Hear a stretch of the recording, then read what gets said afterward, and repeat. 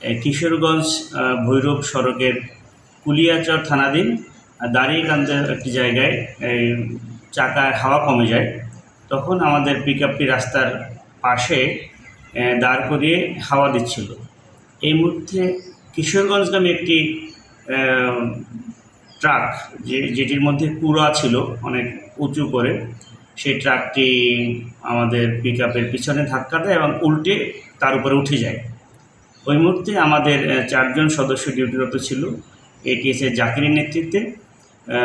বাম পাশে যারা ছিল তারা সবাই বেরিয়ে গেছে, কিন্তু আমাদের একজন কনস্টেবল তিনি বের হতে পারেননি। আমরা ফায়ার সার্ভিসকে সাথে সাথে খবর দিই, লোকাল থানা সকলে মিলে আমরা পরবর্তীতে উদ্ধার কাজ সমাপ্ত করি।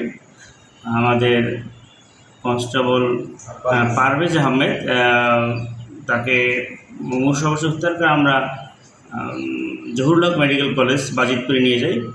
কর্তব্যরত চিকিৎসক তাকে প্রাথমিক পরীক্ষা নিরীক্ষা করে মৃত ঘোষণা করে।